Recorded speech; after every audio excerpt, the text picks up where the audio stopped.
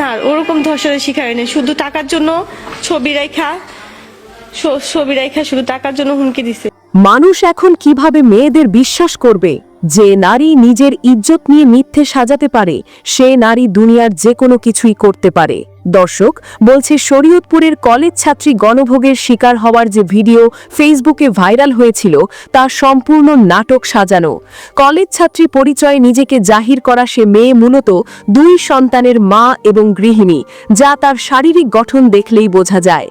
বাস্তবে দেখা গেল সম্পূর্ণ ভিন্ন কাহিনী।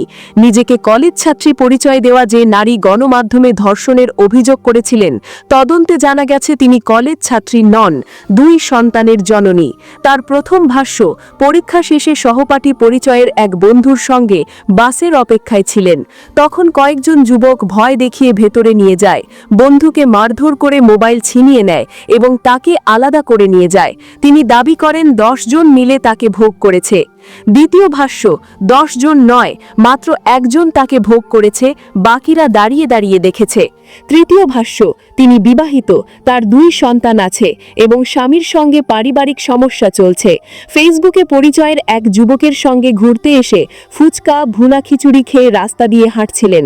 তখনই কয়েকজন যুবক তাদের পথরোধ করে 10,000 টাকা চাঁদা চায়, ছবি তোলে এবং একজন তাকে বাজেভাবে স্পর্শ করে। ওভাবে ভোগ করেনি এ দাবি করেন তিনি। ওই নারীর মুখের 3 সময়ে 3 কথাতেই বোঝা যায় সে মিথ্যে বলছে। এই বিষয়ে তদন্তে গিয়ে পুলিশ জানতে পারে ওই নারী ধর্ষণের বিষয়টি নিজেই অস্বীকার করেছেন। শরীয়তপুর সদর হাসপাতালের চিকিৎসকরাও জানিয়েছেন মেডিকেল রিপোর্টে ধর্ষণের কোনো আলামত পাওয়া যায়নি। পালং মডেল থানার ওসি বলেন, আমরা হাসপাতালে কথা বলেছি, সে ইজ্জত হরণের কথা অস্বীকার করেছে। প্রাথমিক তদন্তেই জানা গেছে তার বিবাহিত জীবন ও সন্তান রয়েছে।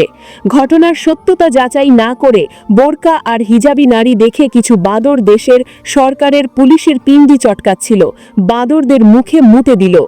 দর্শক, এই মেয়ে কি তাহলে নিজের পরকীয়া ঢাকতে নাটক সাজিয়েছে? কি মনে হয় আপনার? জানিয়ে দিন কমেন্ট বক্সে। ভিডিওটি ভালো লাগলে লাইক ও শেয়ার করুন, আর আমাদের চ্যানেলে নতুন হলে সাবস্ক্রাইব করে সাথেই থাকুন। ধন্যবাদ।